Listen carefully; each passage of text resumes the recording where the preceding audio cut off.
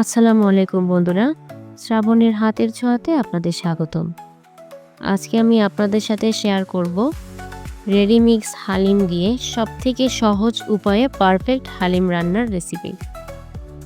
আর এইভাবে হালিম রান্না করতে কোনো ঝামেলাই নেই, ঝটপট এটাকে তৈরি করে নেওয়া যায়।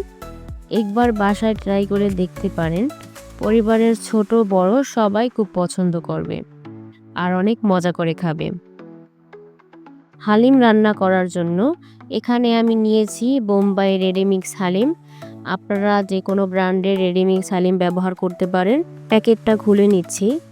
প্যাকেটের মধ্যে দুটো প্যাকেট থাকে, একটা হচ্ছে চাল ডালের মিক্স আর অন্যটি হচ্ছে হালিমের মশলা।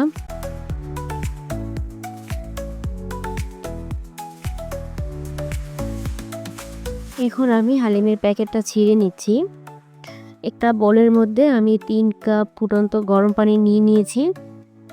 এখন এই চাল ডালের মিক্স প্যাকেট থেকে গরম পানির মধ্যে ঢেলে দিচ্ছি। চাল ডালের মিক্সটা ঢালার সময় একটা চামচের সাহায্যে মিশিয়ে দিতে হবে। আর এই কাজটা পানি ঢালার সাথে সাথে করতে হবে, তা না হলে চাল ডালের মিক্স দলা পেকে যাবে। আর এখানে অবশ্যই গরম পানি ব্যবহার করতে হবে। পানির সাথে চাল ডালের মিশ্রণটি খুব ভালোভাবে মিশিয়ে নিয়েছি। এখন একটা সাইডে রেখে দিচ্ছি 30 মিনিটের জন্য। চলে যাচ্ছি মূল রান্নায়। চুলায় একটা কড়াই বসিয়ে তার মধ্যে দিয়ে দিচ্ছি পরিমাণ মতো সয়াবিন তেল। তেলটা একটু গরম হয়ে গেলে দিয়ে দিচ্ছি 1 কাপ পরিমাণ পেঁয়াজ কুচি। এরপর পেঁয়াজগুলোকে তেলের মধ্যে ভেজে নিব। ভাজতে ভাজতে পেঁয়াজের কালারটা কিছুটা চেঞ্জ হয়ে যাবে। এখন আমি এর মধ্যে দিয়ে দিচ্ছি 1 চা চামচ পরিমাণ রসুন বাটা আর 1 চা চামচ পরিমাণ দিচ্ছি আদা বাটা। এখন এই মশলাগুলোকে একটু ভেজে নিচ্ছি যাতে আদা রসুনের কাঁচা গন্ধটা চলে যায়। এরপর দিচ্ছি স্বাদ মতো লবণ, দিচ্ছি 1 চা চামচ পরিমাণ হলুদ গুঁড়া, দিচ্ছি 2 চা চামচ পরিমাণ মরিচ গুঁড়ো। এখন এই মশলাগুলোকে একটু ভালো মতো নেড়ে দিচ্ছি। কিছু সময় নেড়ে নেওয়ার পর এর ভিতরে একটু পানি অ্যাড করে দিচ্ছি যাতে করে মশলাগুলো পুড়ে না যায়। এখন এই মশলাটা কিছু সময় কষিয়ে নিচ্ছি। কিছু সময় কষিয়ে নেওয়ার পর আমি এর মধ্যে দিয়ে দিচ্ছি খাসির মাংস। মাংসটা আমি ছোট ছোট টুকরো করে কেটে নিয়েছি। হালিমের মাংসটা ছোট ছোট পিস দিলেই ভালো হয়, এতে করে মাংসটা খুব তাড়াতাড়ি সিদ্ধ হয়ে যায়। এখন মাংসটা ভালোভাবে নেড়ে চেড়ে মশলার সাথে মিশিয়ে দিচ্ছি।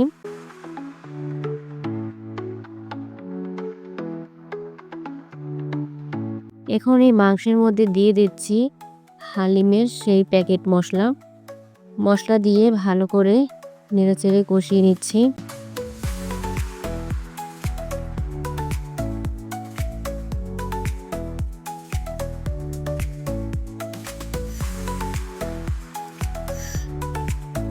দেখতেই পাচ্ছেন কিছু সময় কষিয়ে নেওয়ার পর মাংস থেকে পানি বের হয়েছে।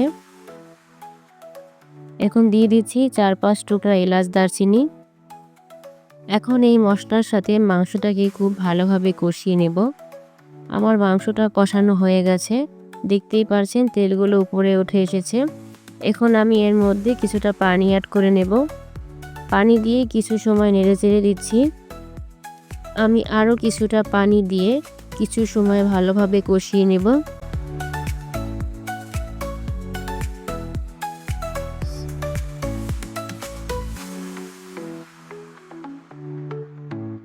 এ পর্যায়ে আমি এর মধ্যে অ্যাড করে দিব আগে থেকে গরম পানিতে ভিজিয়ে রাখা হালিমের চাল ডাল মিশ্রণটিকে। এরপর একটু ভালোভাবে মিশিয়ে নিচ্ছি। এখন আমি এর মধ্যে অ্যাড করে দিচ্ছি আরও 1 কাপ পরিমাণ মতো পানি। পানি অ্যাড হয়ে গেলে এখন আমি এটাকে নেড়েচেড়ে মিশিয়ে নিচ্ছি। এরপর এটাকে আমি 5 থেকে 7 মিনিটের মতো রান্না করব। আর অবশ্যই এটাকে অনবরত নাড়তে হবে, তা না হলে নিচ থেকে লেগে যাবে। কিছু সময় রান্না করার পর দেখতেই পাচ্ছেন হালিমটা ঘন হয়ে এসেছে। এ পর্যায়ে আমি দিয়ে দিচ্ছি টেস্টি লবণ। অবশ্যই টেস্টি লবণটা দেওয়ার চেষ্টা করবেন, এই লবণটা দিলে হালিমের স্বাদ কয়েক গুণ বেড়ে যায়। আমার হালিম রান্না প্রায় শেষ হয়ে এসেছে। হালিমের চাল, ডাল আর মাংসটা সিদ্ধ হয়ে গেছে। এখন আমি কিছু সময় নেড়েচেড়ে চুলো থেকে নামিয়ে নিব। চুলো থেকে নামিয়ে নিয়েছি। এখন এটাকে আমি গরম গরম পরিবেশন করে নিচ্ছি। এর উপর থেকে কিছুটা পেঁয়াজ বেরেস্তা দিয়ে দিচ্ছি কাঁচামরিচ কুচি আর দিয়ে দিচ্ছি শসা কুচি। এরপর লেবুর রস দিয়ে দিচ্ছি।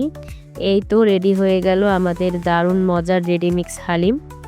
এটাকে এখন আপনারা 10 থেকে 12 জনকে পরিবেশন করতে পারবেন। আশা করি আমার আজকের রেসিপি আপনাদের ভালো লেগেছে।